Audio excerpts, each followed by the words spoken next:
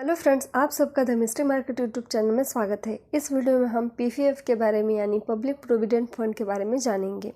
इस वीडियो में हम पीपीएफ क्या होता है, पीपीएफ के विशेषताएं, पीपीएफ टर्म्स क्या है, पीपीएफ के लिए डॉक्यूमेंट्स कौन से चाहिए और पीपीएफ के बदले लोन लिया जा सकता है या नहीं, इन सब के बारे में डिटेल में चर्चा करेंगे। तो चलिए शुरू करते हैं। पीपीएफ अकाउंट एक भारत सरकार की बचत योजना है जिसका प्रेजेंट रेट ऑफ इंटरेस्ट जनवरी 2023 में 7.1% सालाना है। इसका अकाउंट 15 साल चलता है जिसमें आप थोड़ा थोड़ा करके पैसा जमा कर सकते हैं।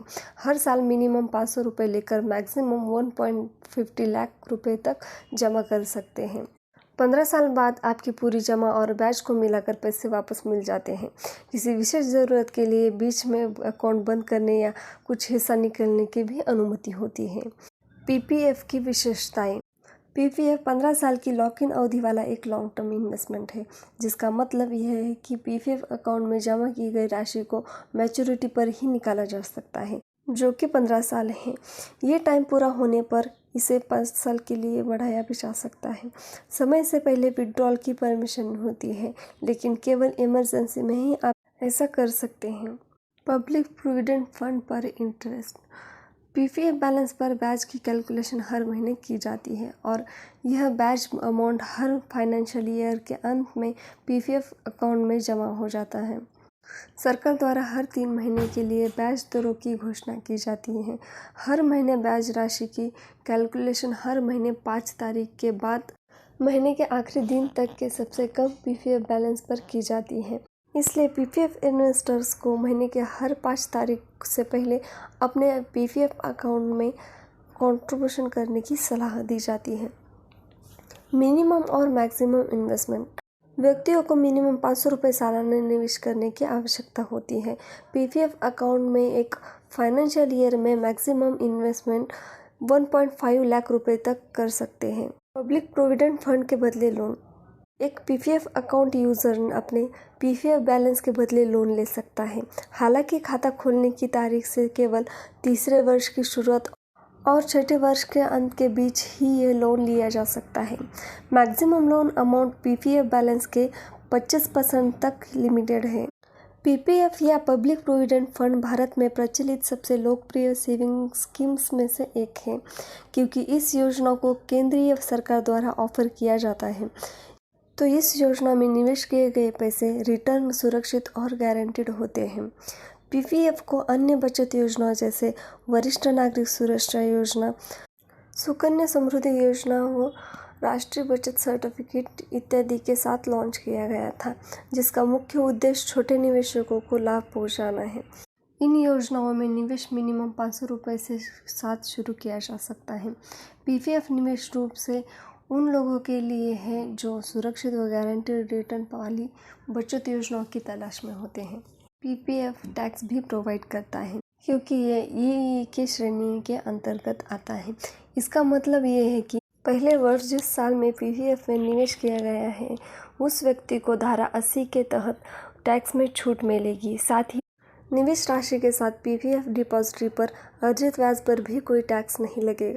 पीपीएफ के लिए ब्याज दर हर 3 महीने सरकार द्वारा निर्धारित की जाती है।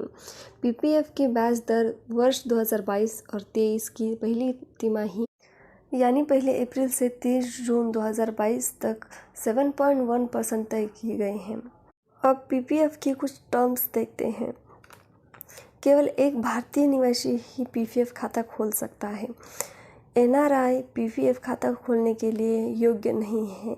हालांकि एक निवासी भारतीय जो खाता खोलने के बाद एनआरआई बन गया हो, वो मैच्योरिटी तक खाता जारी रख सकता है। माता पिता अभिभावक अपने नाबालिग बच्चों के लिए भी पीपीएफ अकाउंट खोल सकते हैं। जॉइंट अकाउंट और कई अकाउंट खोलने की अनुमति नहीं है। और कई लोग इस तरह के सवाल भी पूछ लेते हैं कि क्या पीपीएफ अकाउंट बीच में बंद कर सकते हैं।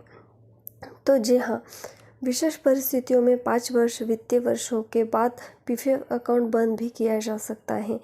ये विशेष परिस्थितियाँ कुछ इस प्रकार हैं।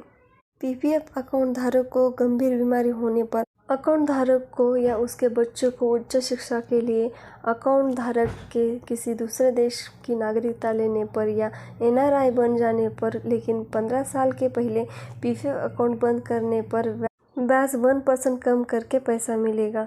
यह कटौती अकाउंट खुलने की तारीख से लेकर अकाउंट बंद करने की तारीख तक के लिए होगी।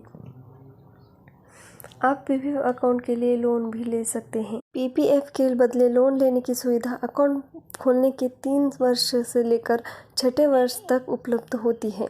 हालांकि पहला लोन बंद होने के बाद ही दूसरा लोन लिया जा सकता है। अब पीपीएफ अकाउंट कहाँ खुलवा सकते हैं, ये देखते हैं। पीपीएफ अकाउंट खोलने के लिए देश का सबसे बड़ा सरकारी बैंक एसबीआई, अन्य सरकारी बैंक और प्रमुख प्राइवेट बैंक, पोस्ट ऑफिस, इनमें से कोई भी एक चुन सकते हैं। पीपीएफ अकाउंट खोलने के लिए इम्पोर्टेंट डॉक्यूमेंट्स जो कि पीपीएफ अकाउंट खोलने के समय अति आवश्यक होते हैं। पीपीएफ अकाउंट खोलने के लिए फॉर्म ए लगता है। ये फॉर्म किसी भी बैंक में प्राप्त किया जा सकता है जो कि पीपीएफ अकाउंट खोलने के लिए अधिकृत है। केवाईसी डॉक्यूमेंट पहचान को वेरीफाई करने के लिए आधार कार्ड, वोटर आईडी या ड्राइविंग लाइसेंस लगता है। Address proof, PAN card, passport size photo, nominee form ई लगता है। ये याद रखना, फॉर्म ए और नॉमिनी फॉर्म ई ये बहुत ज़रूरी है। अगर आपको ये मेरा वीडियो पसंद आया हो तो वीडियो को लाइक, चैनल को सब्सक्राइब और कमेंट करना मत भूलना।